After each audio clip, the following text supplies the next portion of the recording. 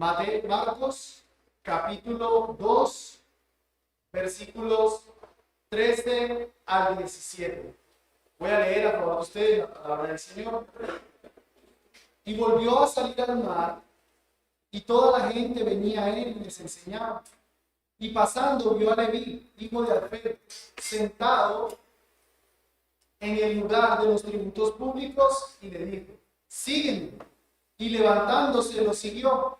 Y aconteció que estando Jesús a la mesa en casa de él, muchos publicanos y pecadores estaban también a la mesa juntamente con Jesús y sus discípulos.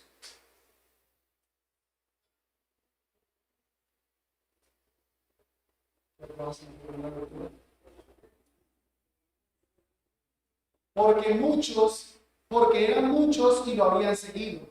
Y los escribas y los fariseos, viéndolo comer con los publicanos y pecadores, dijeron a sus discípulos: ¿qué es esto? ¿Que él come y bebe con los publicanos y pecadores? Y oyéndolo Jesús les dijo: los sanos no tienen necesidad de médico, sino los que están enfermos. No he venido a llamar a justos, sino a los pecadores al arrepentimiento. Es la palabra del Señor. Vamos, cuando uno piensa en un grupo de pecadores reunidos, no sé, imagínense que todas las mujeres que trabajan en esa cuadra que está relativamente aquí cerca, escuchas que todas esas mujeres están reunidas en un agasajo. Y oh sorpresa, que en ese agasajo está Jesús también. O escuchas que esos tres anteriores alcaldes corruptos que han terminado en prisión están haciendo un agasajo. Y oh sorpresa, Jesús está también con ellos ahí. Si imaginarte ese cuadro, a ti te hace pensar que no es apropiado que Jesús esté compartiendo un agasajo con unas personas así. Seguramente tú estás teniendo la misma problemática que vamos a ver en el texto de hoy. Porque en el texto de hoy vamos a ver al Señor Jesucristo compartiendo mesa con un grupo de personas de mala reputación, y cuando los escribas y fariseos lo ven a él sentado en esa mesa, inmediatamente lo desaprueban y ven como si Jesús no fuera una persona tan santa como supuestamente es, tan recta como supuestamente es. Al suceder eso, a los escribas y fariseos desprestigiar a Jesús por estar compartiendo mesa con personas de mala reputación, que son llamadas en nuestro texto publicanos y pecadores, él declara en el versículo 17: no he venido a llamar a justos, sino a los pecadores al arrepentimiento. Esa definitivamente es la clave en nuestro pasaje, que Jesús vino a este mundo, hermanos, a salvar a pecadores. Él vino a este mundo no a buscar a una élite religiosa. Él vino a este mundo con un propósito claro de rescatar a todos aquellos que estaban en muchos pecados. Vamos a poder contemplar en este texto ese propósito del Señor Jesucristo de rescatar lo que se había perdido. Y en primera instancia, nosotros vemos que Jesús hace eso por un hombre, por un publicano. Versículo 13. Y volvió a salir al mar, y toda la gente venía a él y les enseñaba. Noten el escenario en el que Jesús está. Él va caminando, él va por una playa, el mismo lugar en el que se había encontrado antes a Andrés y a Pedro y a Jacobo y a Juan. Ahora, nuevamente en una playa va a encontrar a otro hombre. No obstante, antes de encontrarse con él, mucha gente viene a Jesús. Hermanos, esto que estamos leyendo está inmediatamente después de la sanación del paralítico. Claramente Jesús ya estaba ganando mucha popularidad. Ya las personas sabían que Jesús era un hombre que hacía grandes milagros. Incluso cual Dios perdonaba pecados. Así que una multitud lo sigue. Seguramente había personas que lo seguían sinceramente, seguramente había otros que lo seguían por hipocresía, por ver qué hacía. Pero me parece interesante que tanto para los unos como para los otros, Jesús les enseñó. Hermanos, Jesús no era un chaucero. Jesús no estaba, una multitud, venga, Pedro, Andrés, ¿qué hacemos? Tengámoslo para que no se nos vaya. No, Jesús tenía claro que lo que la gente necesitaba era predicación de la palabra. Independientemente de si estaban buscando los buenos o malos motivos, todos necesitan palabra de Dios. Esa es la necesidad de las personas. Conocer a Dios, conocer el pecado, conocer la voluntad de Dios. Ahora, después de esto, más bien, estando predicándoles a ellos, parece ser que tal vez terminó su sermón y sigue caminando en la playa, versículo 14, y pasando, vio a Leví, hijo de Alfeo, sentado en el lugar de los tributos públicos, y le dijo: sígueme. Y levantándose, lo siguió. ¿Quién es este Leví? Bueno, este Leví es el mismo Mateo que nosotros conocemos, uno de los apóstoles, el autor del primer evangelio en nuestras Biblias. Aquí se le llama Leví, Lucas también lo llama Leví, pero Mateo 9:9, él relatando dice: y cuando Jesús se fue de allí, vio a un hombre llamado Mateo, que estaba sentado en el lugar de los tributos públicos, y le dijo: sígueme, y se levantó y lo siguió. Mateo asimismo se reconoce como Mateo, no como Leví. ¿Será que Jesús le cambió el nombre? No sabemos. ¿Será que tenía dos nombres? No sabemos, no es importante. Lo importante aquí es que Mateo era un publicano. Eso es lo importante, que él era un publicano. De hecho, Lucas empezó paralelo. En Lucas 5:27 explícitamente dice que él era un publicano. Por si acaso, no está sentado en el banco de los tributos públicos porque está esperando un amigo. Él está sentado ahí porque él es un publicano. ¿Y qué es un publicano, hermanos? ¿Quién era un publicano? Los publicanos eran los cobradores de impuestos.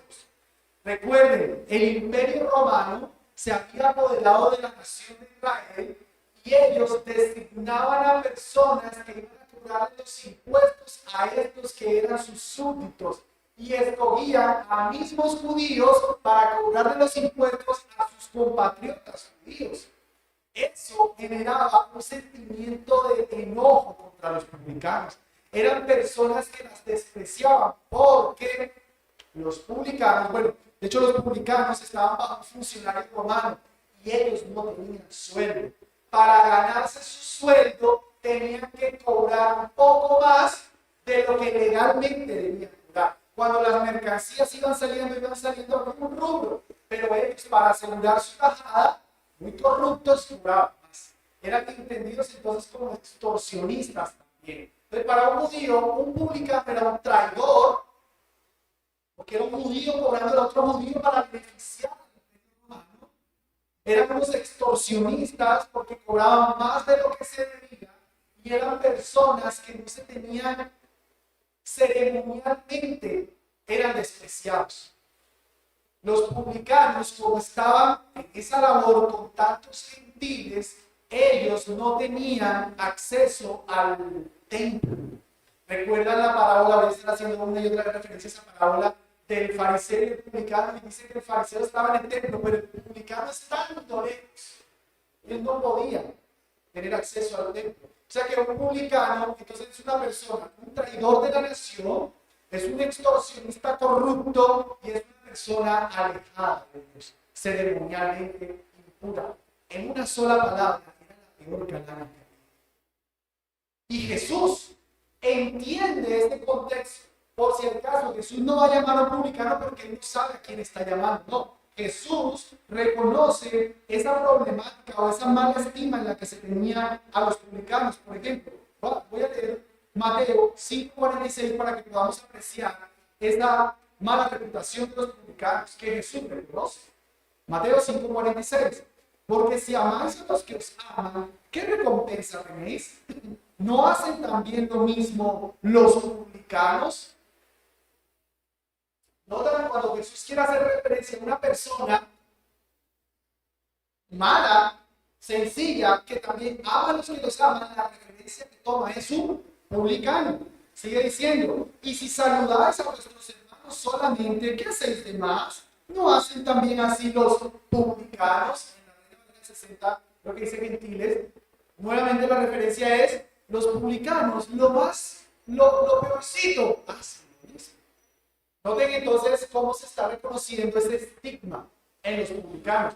Mateo 18-17, cuando Jesús está hablando del proceso de disciplina eclesiástica, termina diciendo que si no oyere a toda la iglesia, ténganlo por gentil y publicano. Es decir, ténganlo por una persona que no es del reino de Dios, un gentil fuera del reino y un publicano, un traidor del reino. Noten cómo Jesús reconoce ese estigma que había en los publicanos, pero Jesús no tiene una actitud discriminatoria hacia los publicanos. Una cosa es que él reconoce que son pecadores, pero él no tiene una actitud discriminatoria hacia ellos. De hecho, nuevamente, en esa parábola del fariseo y del publicano, Jesús usa la imagen del publicano para demostrar cómo un hombre tan pecador confiesa su pecado, le dice a Dios, ser propicio a mi pecador y sale perdonado. O sea que Jesús no tiene rechazo por ellos, no los estigmatiza en el sentido de repudiarlos, de verlos como basura, sino que simplemente reconoce que ellos en verdad son pecadores, en verdad eran personas corruptas, personas que por amor a ese cargo, piensen en eso, ser un judío que decide ser un publicano es ser un judío que está comprando el odio de su nación, está comprando la mala estigma de su nación, está comprando alejarse de Dios para sí. Y aún así tomaban el cargo, amantes del dinero. Valía más el dinero que tener incluso una relación cercana con Dios. Eso es un publicano. Y Jesús va en esa multitud. Piensen en la escena. Muchos queriendo acercarse a él. Muchos tal vez haciendo preguntas y Jesús no escuchándolos por medio del bullicio. Todos queriendo que Jesús le dé la atención. Pero hay uno que sin buscarlo recibe toda la atención de Jesús. Hay miles de personas, pero Jesús solo se fija en uno. Y se fija en Mateo, en un punto. Y Jesús lo mira. Ese hombre ahí sentado pensaría, está mirando. Lo señala, lo dice, tú, sígueme. Inmediatamente Mateo deja tirado su trabajo de publicano y se va tras Jesús. Nuevamente, hermanos, vemos algo asombroso aquí. Un hombre lleno de plata, con un buen trabajo, siempre lo mismo, aparece Jesús, seguramente le había escuchado algo de Jesús, le dice, sígame, sígueme, y él sin reparo deja su puesto y se va tras Jesús. Eso nos deja ver el poderoso llamado de Jesús. Cuando llama a una persona, esta persona ciertamente responderá. Es lo mismo que vimos cuando Andrés y Pedro estaban trabajando, pasa Jesús, sígueme, dejaron ahí tiradas las redes y se fueron tras Jesús. Jacobo y Juan estaban pescando, Jesús les dice, sígueme, dejan a su papá y dejan a sus jornaleros y se van tras Jesús. Ese es el llamado de Jesús. Allá lo mencioné, quiero repetirlo nuevamente, hermanos. ¿Qué estamos viendo de este llamado? Uno, estamos viendo un llamado soberano. ¿Cuántos había ahí? Y Jesús solo llamó a uno. Ninguno de los publicanos le podía haber dicho, ¿y por qué solo a él? ¿Por qué no a mí? Estás haciendo acepción de personas. Él llama al que él quiere. Y aunque multitudes, seguramente que llevaban trato con él no los había llamado, él llamó a este. Dos, es un llamado eficaz. Les decía, seguramente Mateo había escuchado ya de Jesús, pero no lo seguía. En este momento lo se entregó totalmente a Jesús. Amados, domingo tras domingo en esta iglesia yo hago llamados para que entreguen su vida a Jesús y las personas no se convierten. ¿Por qué? Porque queda como un llamado mío, pero cuando ese llamado mío es acompañado por el soberano llamado de Jesús, eso es eficaz, eso no requiere música suave, eso no requiere oración del pecador, eso no requiere lágrimas, eso es veraz.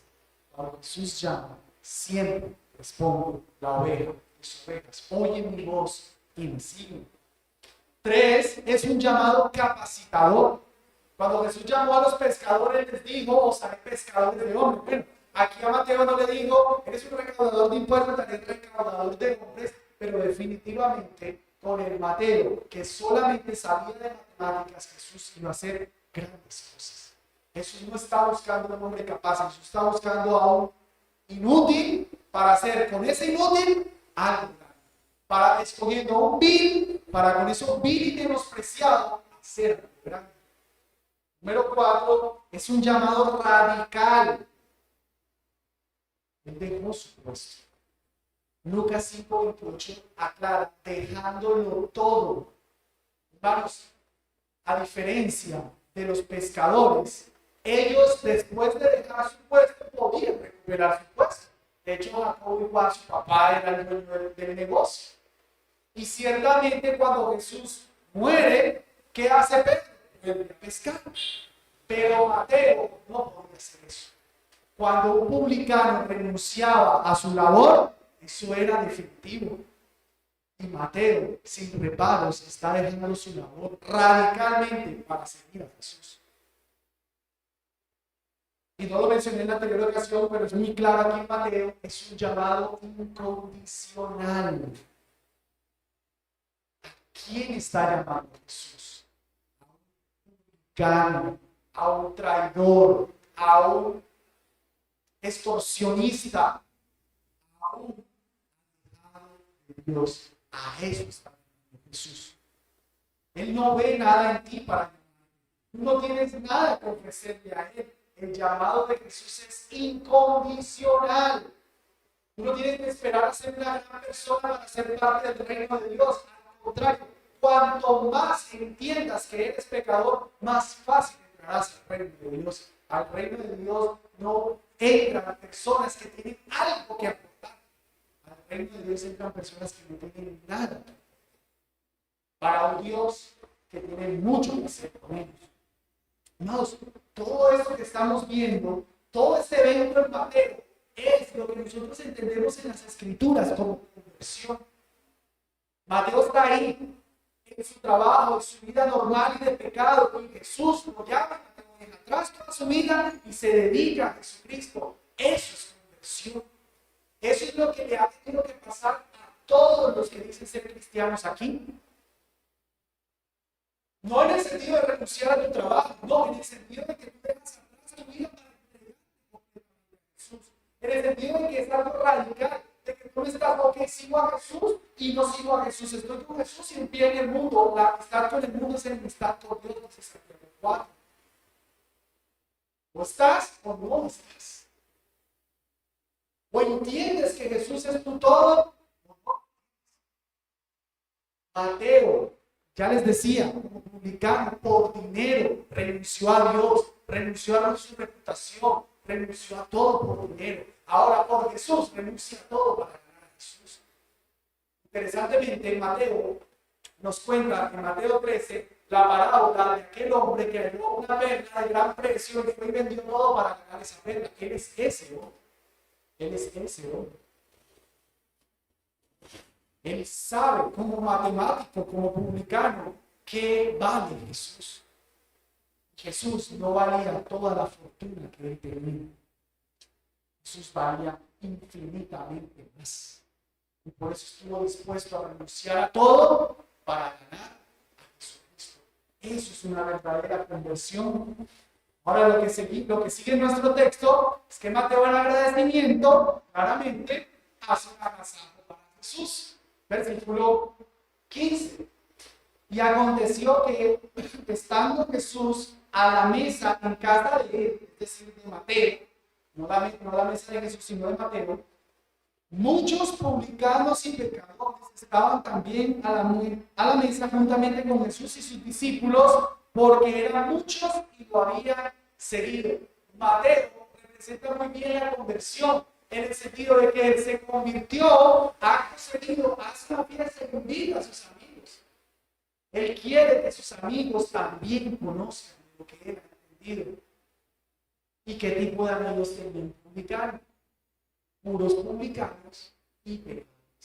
Lastimosamente Mateo no tenía buenas amistades, tenía amistades de mala reputación y se llenó la fiesta, la comida de un montón de pecadores. Y en medio de todos esos pecadores está Jesús comiendo con ellos. ¿Por qué acudieron ellos a la reunión? No sabemos. Lo cierto es que el texto termina diciendo que muchos lo habían seguido. Si algunos fueron solo por el paquete, no sabemos, pero cierto es que unos fueron, porque al igual que su amigo Mateo, ellos están interesados también en esa pérdida de la iglesia, en ese Jesús que transformó a Mateo. Y amados, si bien para nosotros pensar en una mesa, en una silla de esta, ya es algo de comunión, literalmente el texto dice reclinado a la mesa. Porque en el primer siglo, cuando se comía a la mesa, no se sentaban en sillas con una mesa de 80 centímetros de alto, sino que se tiraban al piso, se recostaban sobre un brazo y ahí empezaban a comer. Lo cual nos deja ver una escena más íntima aún. No es lo mismo estar en una mesa sentado con alguien que estar reclinados, tirados en el piso. Eso te hace más cercano a la persona. Lo que estamos teniendo aquí es un ambiente de amistad, de comunión, de cercanía. Por eso por allá en Lucas 7, el Señor Jesucristo, hablando de los fariseos, Lucas 7:34, les dice: vino el Hijo del Hombre, que come y bebe, y decís: he aquí un hombre glotón y bebedor de vino, oh, amigo de publicanos y de pecadores. ¿Por qué dice el amigo de publicanos? Porque está en un ambiente demasiado amistoso, demasiado cercano. Uno no pudiera estar así con una persona que uno considera un enemigo. Es algo demasiado cercano lo que aquí está sucediendo. Y ojo, solo para que lo tengan ahí en su mente. Además de Jesús, con todos estos publicanos y pecadores, bueno, por cierto, noten el equiparamiento, publicanos y pecadores, queda claro, es lo mismo, son unos pecadores. Con esos pecadores está Jesús, ¿y quién más? Los discípulos. Eso no nos dice qué pasaba por la mente de ellos, pero los discípulos seguramente dijeron: sí, maestro, se sienta con ellos, yo me sentaré también con ellos. Los discípulos hacen lo que el maestro hace. Tengan eso ahí, guárdenlo para ver más tarde. Muy bien, ese es el cuadro que tenemos. Un cuadro de amistad, un cuadro de comunión, de cercanía a Jesús con personas de mala reputación. Por supuesto, aparecen los importantísimos escribas y fariseos. Versículo 16. Y los escribas y los fariseos, viéndolo comer, viendo ese cuadro con los publicanos y pecadores, dijeron a sus discípulos: ¿qué es esto que él come y bebe con los publicanos y pecadores? La pregunta claramente implica la indignidad de ellos. ¿Qué es esto? ¡Gas! ¡Guácala! ¿Cómo que él se sienta con los publicanos y pecadores? El desprecio está en la misma pregunta. ¿Cómo es que su maestro? ¿Cómo es que el que dijo ahorita tus pecados te son perdonados y por tanto se equiparó a Dios, ahora está sentado con pecadores? Eso quiere decir que él no es verdadero Dios. Eso es lo que los publicanos están preguntando aquí. Por cierto, se lo preguntan a los discípulos, por alguna razón no se lo preguntan a Jesús directamente. Amados, ¿por qué los publicanos? ¿Por qué los escribas y fariseos? Bueno, de hecho son escribas de la secta de los fariseos. O sea, son la cereza del pastel. Son escribas que pertenecen a la secta de los fariseos. O sea, la élite de la élite. Los doctores de la ley. Lo mejor de lo mejor. La piedad hecha pasta del primer siglo, según ellos. La élite religiosa, los más cercanos a la presencia de Dios, los más dignos de la sociedad, ven a Jesús sentado y hacen esa pregunta. ¿Qué hay en esta élite religiosa? ¿Qué es lo que hay en su corazón, hermanos? Número uno, un prejuicio contra Jesús y su verdad. Y en la medida, damas y caballeros, hoy aquí reunidos, en la medida en la que quiero considerar lo que hay en el corazón de los escribas y fariseos, quiero que veas cuánto de esto hay también en tu corazón. ¿Por qué un cuadro así les pareció a ellos mal? ¿Por qué posiblemente a ti te parece mal ver a Jesús con estos pecadores? O era un hermano de esta iglesia aceptado por pecadores. Número uno, un prejuicio contra Jesús y la verdad. Luego, por favor, Mateo 11:16. Miren esta queja de Jesús contra los fariseos. Mas, ¿a quién compararé esta generación? Es semejante a los muchachos que se sientan en las plazas y dan voces a sus compañeros. Y dicen, os tocamos la flauta y no bailaste. Os endechamos y no lamentaste. Caramba, te puse musiquita para que estés contento y no, estás triste. Bueno, yo te voy a poner musiquita para que estés triste. No, tampoco. Ni lo uno ni lo otro. No te gusta ni la musiquita ni la tristeza. Vino Juan, versículo 18, que ni comía ni bebía, y dicen, demonio tiene. Vino el Hijo del Hombre que come y bebe, y dicen, he aquí un hombre glotón y amigo de publicanos y de pecadores. ¿Qué quieren ustedes? Si le pongo música no les gusta, si no, no les gusta. Si comen, ¿cuál? Demonio. Si yo como, entonces mal. Puro prejuicio contra Jesús. No importaba lo que Jesús quisiera, siempre le estaban buscando la trampa, siempre estaban buscando de dónde se resbalaba. Aquí hay personas así. Aquí hay personas así que están buscando la trampa en Jesús, están buscando la caidita en la Biblia. Son personas que se acercan a la Biblia. Mira, Jacob tuvo 2 esposas, bueno, 4 si le contamos a las concubinas. Jacob tuvo 4 esposas, no puedo ser cristiano, no, yo tengo que alejarme de él. Pero saben que el jefe es un hombre adúltero, un hombre borracho, que debe estar entregando su vida de presa. Yo no creo que renuncien al trabajo porque dicen, no, mi jefe es un hombre inmoral sexualmente, yo no puedo estar con él. Buscando cualquier cosita en la Biblia para desacreditar a Dios y entonces justificar que no puede tener una relación con Dios. Leen ese pasaje donde Jesús le dice al joven rico, ¿por qué me llamas bueno? No hay ninguno bueno sino solo Dios. Ay, mira, Jesús dijo que no era bueno. Eso no fue lo que dijo. Primero que todo no fue lo que dijo. Problema de hermenéutica, exégesis. Mira, no es bueno. Yo no puedo entregar mi vida a Jesús porque él dijo que no era bueno. Ah, pero si están esperando que el novio, que ya le puso cacho, que sabe que es mentiroso, le pida la mano para entregar toda su vida. Puro prejuicio contra Jesús, puras excusas para alejarse de Dios, para calmar la conciencia. A personas así, en el mejor de los casos, es mejor decir, no explicarles, sino decirles, ¿por qué odias tanto a Dios? Eso es mejor. Una vez hice una publicación, de hecho yo no volví a hacer ese tipo de cosas. Hice una publicación en las redes sociales y alguien, entonces sí, entonces Dios avala y me dijo, entonces Dios apoya. Yo le respondí sencillamente, le dije, no te voy a responder porque tus acusaciones claramente reflejan que tienes un odio a Dios. Pues me pareció tremendo que la persona lo reconoció y dijo, ¿sabes qué? Tienes toda la razón. Qué buena respuesta, no me la esperaba.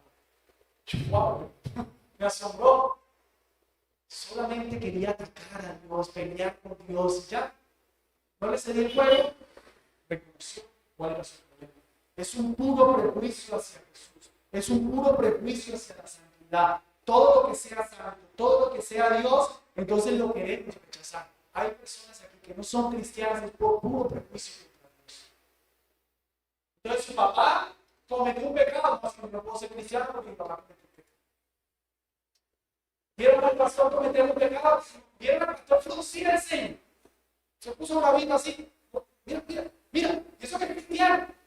Puro prejuicio contra Dios. Puro prejuicio contra la verdad. Número 2. un sentido muy alto de justicia propia. ¿Por qué los fariseos se indignan de ver a Jesús sentado con los pecadores? Porque ellos se creen la élite de Jesús. ¿Cómo yo jamás me untaría de ese populacho pecador? ¿Cómo mi manto glorioso y sagrado se me va a untar? ¿Yo cómo voy a compartir con ellos si ellos no tienen? Ellos no saben las cosas que yo sé. Ellos no son tan dignos como yo. Eso es sentido de justicia. Tú, probablemente, no te juntas con pecadores, no por santo, sino porque te crees santísimo, santo, santo, santo. Eres tú en la tierra. Toda la gloria sea, toda la tierra sea llena de tu gloria. Porque crees que te vas a juntar. Es demasiado digno para acercarte a aquel pecador. ¿Cómo vas a ir a esa reunión si tú eres la luz del mundo? No la luz que el Señor Jesús habla, la luz del mundo. ¿Cómo me voy a untar? Yo soy demasiado digno. Vamos, hermanos, lo difícil no es ver a Jesús sentado con los pecadores. Pienso que lo difícil, yo creo que un texto difícil en la Biblia no es ese, definitivamente no. Sería ver a Jesús todo el tiempo con los escribas y fariseos. Eso sí me parecería un texto difícil de explicar. No es que Jesús todo el tiempo andaba de amigos con los que se creían supremamente santos, con los que no creían que necesitaban salvación. Eso sí sería claro, eso sería difícil de explicar. Pero Jesús sentado con las personas que están en muchos delitos y pecados, eso tiene todo el sentido del mundo. Antes yo dije, yo debería decir, yo quiero estar ahí, ¿por qué no me invitaron? Yo debería estar en primera mesa con los pecadores que son. Que es demasiado digno, a uno le indigna ver a Jesús con pecadores. Los fariseos habían hecho una ley que decía: los discípulos de los eruditos no deben reclinarse a la mesa en compañía del pulpo. Utilizaban una palabra hebrea que significaba como el populacho que no conoce. Esa diferencia, perdón. No es justo que el maestro se siente con el populacho. No, eso no puede suceder. Ellos se creían muy altos, hermanos. Cuidado, amado hermano, con ese sentido alto de justicia que te lleva a despreciar a los pecadores. Debes recordarte que tú eres tan pecador como ellos, solamente que tú eres el mendigo que ha encontrado el pan. Como mendigo tienes que llevarle el pan al otro mendigo. Y 3, ¿no le parece mal ver a Jesús sentado con pecadores de mala reputación como estos por una falta de compasión? Interesantemente, cuando el mismo Mateo narra este evento, Mateo 9:13, él dice, cuando Jesús le responde a los fariseos, les dice: id pues y aprended qué significa misericordia quiero y no sacrificio, porque no he venido a llamar a justos sino pecadores. Mateo narra eso que Jesús mencionó. Díganme, ¿ustedes qué les pasa, fariseos? ¿Qué es esa actitud? ¿No dice ya la ley que ustedes tanto defienden misericordia quiero? ¿Cómo no tienen misericordia a estos pecadores? ¿Cómo les parece mal que yo esté aquí con ellos cuando la misma ley que ustedes creen, los doctores, los eruditos, lo dice: misericordia quiero y no sacrificio? Les falta la compasión que Dios requiere en la ley. A ti, mi hermano, y a mí nos debe doler el pecado y la condición de las personas. Si a ti no te duele el pecado de los pecadores, de la redundancia, te falta de la compasión de Cristo. A veces que tienes un sentido muy alto de justicia. Pero te debe doler el pecado de los pecadores. Es la compasión de Cristo.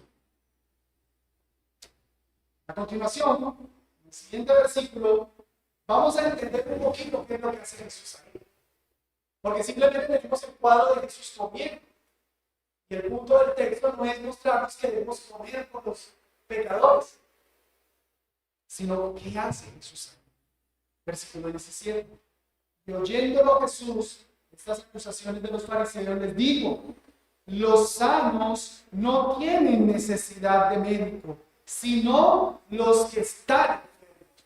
No he venido a llamar a los justos, sino a los pecadores al arrepentimiento. La respuesta de Jesús a los fariseos es doble, o más bien, es una sola, pero tiene una parte que es analógica, una ilustración, y tiene otra parte que es más literal. La parte analógica lo que Jesús les dice es: yo soy un médico, y como médico no tiene ningún sentido que yo esté atendiendo a las personas que están sanas. Estas personas aquí reunidas están enfermas, necesitan ayuda. Para ellos estoy yo, el médico. Los fariseos, por cierto, consideraban que ellos eran los sanos y que los demás eran pecadores, pero eran enfermos. Pues Jesús les estaba jugando con su mentalidad, ¿no?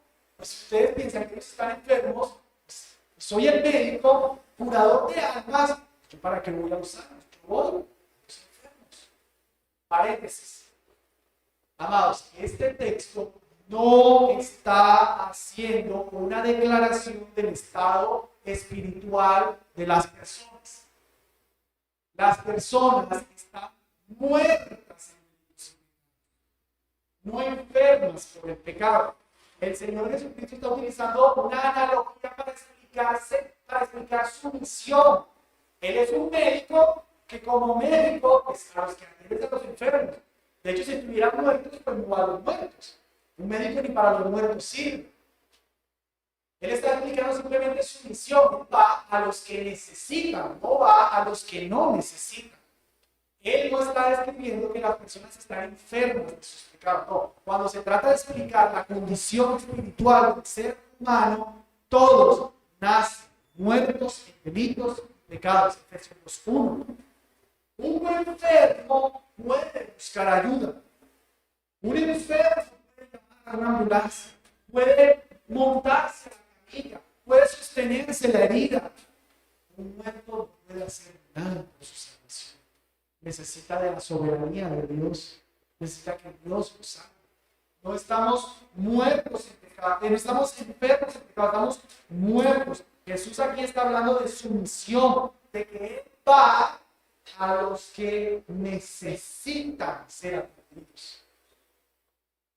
Él va a los necesitados.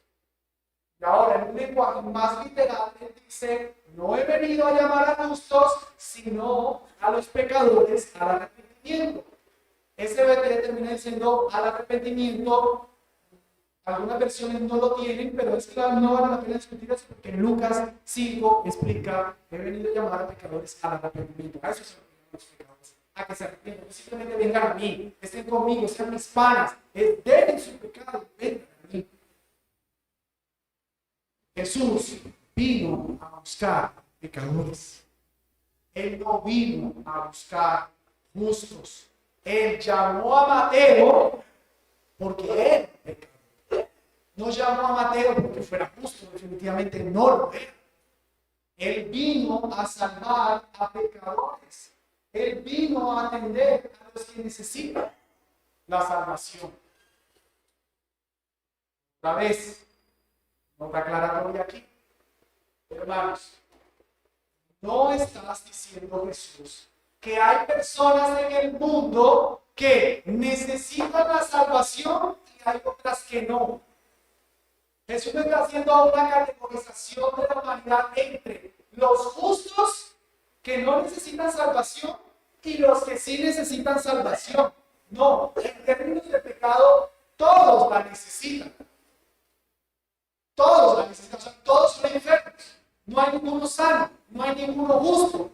Romanos 3 dice explícitamente: no hay justo ni a uno, no hay quien entienda, no hay quien haga lo bueno, no hay ni siquiera uno. No hay nadie que haga lo bueno. Todos están en la misma categoría, en la categoría de pecado. Más bien, deberíamos hacer dos categorías entre los pecadores que entienden que necesitan la salvación y los pecadores que creen que no necesitan la salvación. Es diferente. Todos pecadores, pero unos que entienden que la necesitan y otros que creen que no la necesitan. Esa es la diferencia que Jesús está haciendo. Los que creen que no necesitan de la salvación son los justos, los que se ven a sí mismos como buenos. Ellos no necesitan a Dios. Ellos son tan, pero tan santos, tan buenos, que no necesitan a Jesús. Jesús es para los borrachos, para los sicarios. Esa gente terrible sí, pero pues yo no. Pecadillos por ahí, pero fácil. No. Todos la necesitan. Eso es lo que nos enseña la ley de Dios. ¿Cuál es el primer y gran mandamiento? El primer y gran mandamiento, ¿cuál es? Amarás a Dios con todo tu corazón, con toda tu alma, con toda tu mente, con todas tus fuerzas. Me encantaba Lutero era un abogado. Él decía, pues ese es el primer y gran mandamiento. Pues el quebrantar ese mandamiento es el peor pecado. El peor pecado no es asesinar, adulterar. El peor pecado es no amar a Dios con todo tu corazón, con toda tu mente, con todas tus fuerzas. Si tú no amas a Dios con todo tu corazón, con toda tu mente, con todas tus fuerzas, entonces eres un pecador. Perdón, te hago esa pregunta. ¿Amas a Dios con todo tu corazón, con toda tu mente, con todas tus fuerzas? Si tú me dices sí, eres un pecador, no tengo la categoría de los dignísimos, de los fariseos. Si tú me dices, no, yo no cumplo eso muy bien, estás entendiendo tu condición. Eres un pecador que está entendiendo su condición. El segundo mandamiento, llamarás a tu prójimo como a ti mismo. Si tú eres una persona que amas más a todo el mundo que a ti mismo, entonces tú eres una persona que, no sé, tocaría ser una religión ya mismo. Perdón, sí. Si tú eres la persona que más ama a todo el mundo que a ti mismo, o sea, tú nunca te enojas con nadie, tú siempre te entregas por todos los demás, pues por favor, monta una religión. Porque solamente ha habido uno que ha hecho eso, Jesús. El resto, todos pecamos. Todos nos amamos demasiado nosotros mismos. Pues si entiendes que pecas a mí, te pones en la categoría de los pecadores que tienen su necesidad. Si tú crees que amas a todo el mundo, va, quédate en la categoría de los pecadores que se creen benditos. No te tanto la división que Jesús está haciendo, esa es la división. Todos pecadores, pero aquí, enfrente mío hoy, hay publicanos y fariseos. Todos necesitamos la salvación. Los fariseos también necesitaban la salvación. Pero creían que no la necesitaban. Necesitan la salvación, pero creen que no la necesitan. Hay personas que necesitan la salvación y entienden que la necesitan. Hay fariseos y hay publicanos aquí. Todos pecadores. Jesús dijo, si oísteis que fue dicho, no matarás, pero cualquiera que se mojare sin causa contra su hermano y lo ofendiere, ya. Para Jesús, matar no es simplemente, para la palabra santísima de Dios, dice que matar no es quitar la vida, como un revólver, un cuchillo. Cuando tú te enojas sin causa contra alguien, ofendes a esa persona, ya lo has matado, porque si te pones a prestar atención, todo homicidio empieza con eso. Entonces eres un asesino. No debes mirar a la mujer del prójimo que se ama, porque si no, se ha enterado. Que esté libre de pecado, que es la primera piedra. Todos ellos han enterado. Los hombres y las mujeres. Repito, si hay alguno aquí que nunca haya deseado una mujer, nunca haya deseado un hombre, por favor, el pecado es súper fariseo. Súper fariseo. ¿Qué los fariseos? Entonces eres un asesino, adúltero, mentiroso. La ley de Dios dice que no mentirás. Así que si tú has mentido, eres un mentiroso. De hecho, estaba olvidando los anteriores pecados. Eres un idólatra porque no amas a Dios con todo tu corazón y eres un ególatra porque te amas más a ti que a todo el mundo. Entonces, un idólatra, mentiroso, asesino, adúltero, se presenta ante la presencia de Dios. ¿Para dónde vas? ¿Para dónde vas? Todos son pecadores.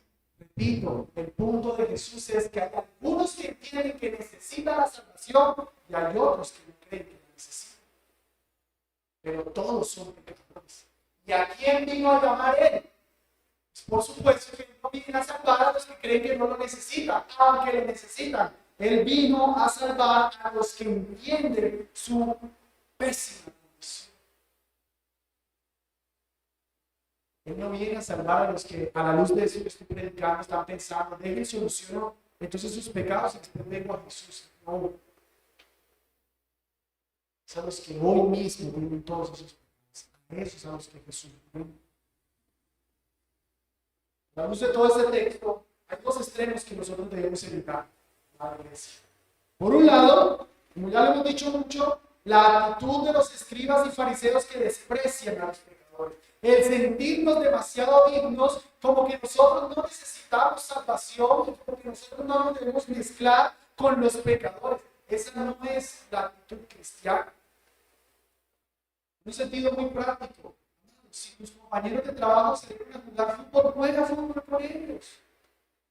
Si tu familia está haciendo un asado, ve y haz asado con buena carne. No es que mis amigos son todos pecadores. No es que mis compañeros de trabajo, todos pecadores. No me juega fútbol con ellos. Me come con ellos. Jesús lo hacía.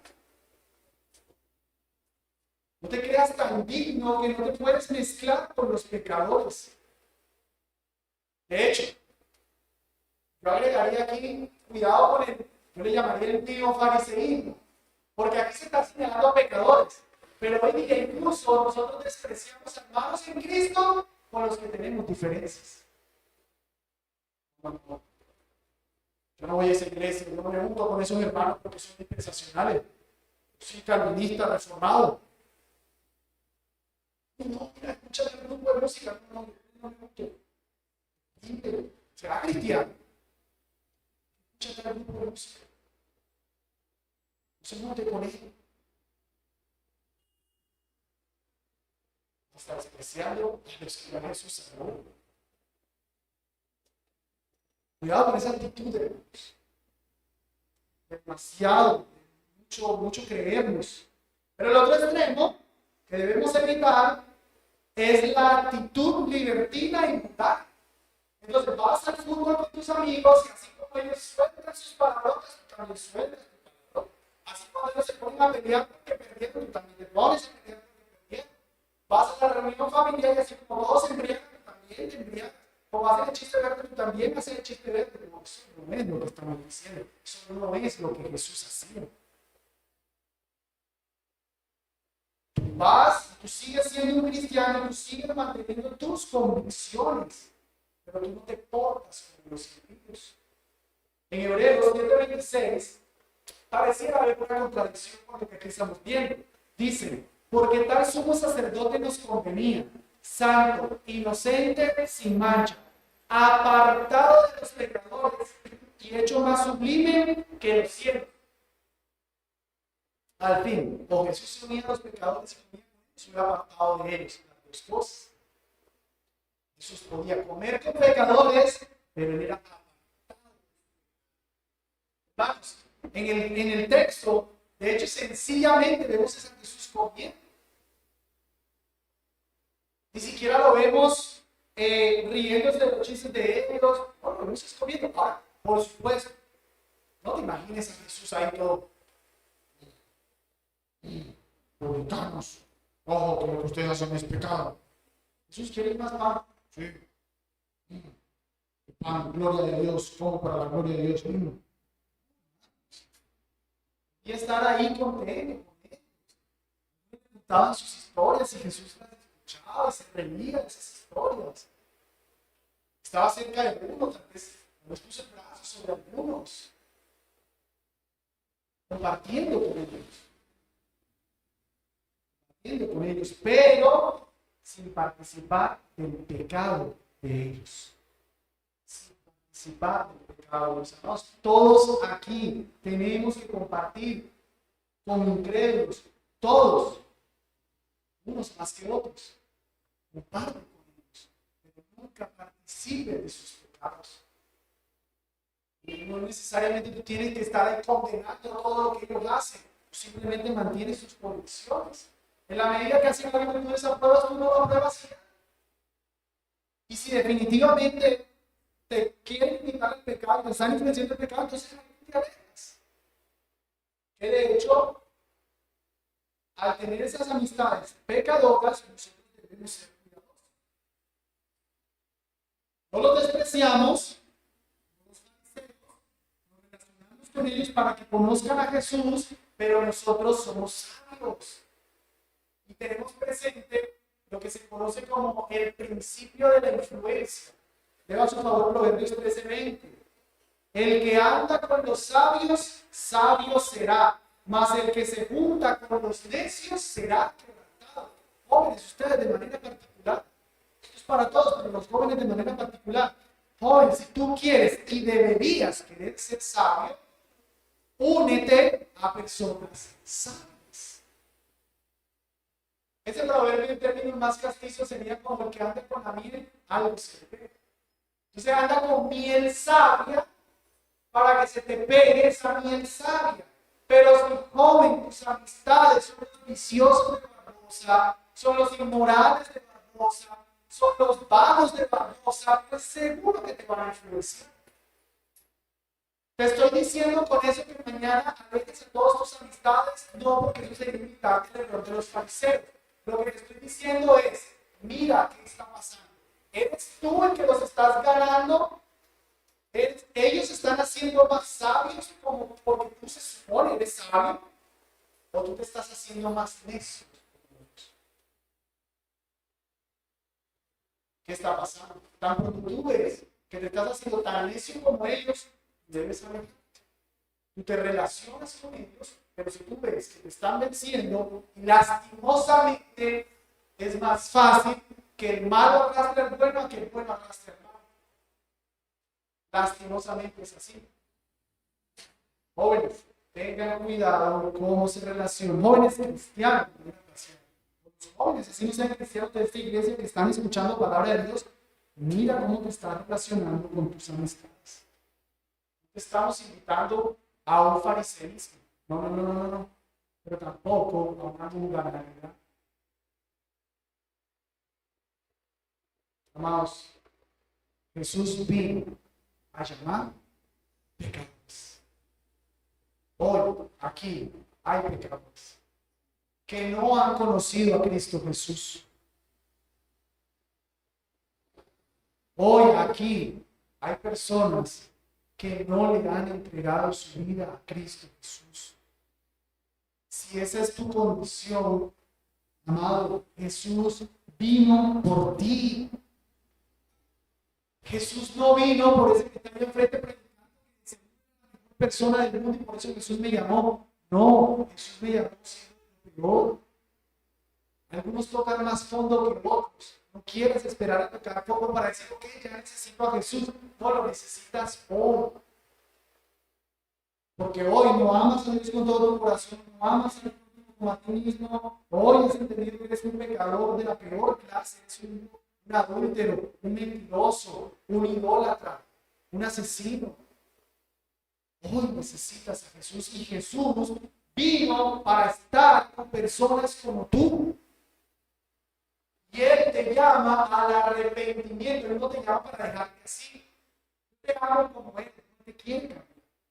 Quiere que dejes tu pecado. Él quiere que renuncies a todo como lo hizo Mateo y vengas a Él. Y entregues toda tu vida. Toda mi audiencia hoy, yo mismo también, somos pecadores. Algunos hemos entendido la necesidad de Jesús. Por eso estamos en el camino de Jesús. Otros, lastimosamente, no te quieras quedar en esa condición, hermano. Vamos a orar. Señor y Dios, gracias por haber venido, Jesús. Gracias, Señor Jesucristo, por haber pisado esta tierra, no por una élite religiosa, sino por pecadores, por hombres tan viles como los publicanos y como nosotros. por personas de mala reputación delante de tus ojos. Ninguno aquí, Señor, tiene algo que ofrecerte, sino nuestro pecado. Ese pecado te ofrecemos, Señor Jesús. Ese pecado, para que lo quites, para que lo limpies, para que nos uses conforme a tu buena voluntad. Salva hoy, Señor, te lo pedimos.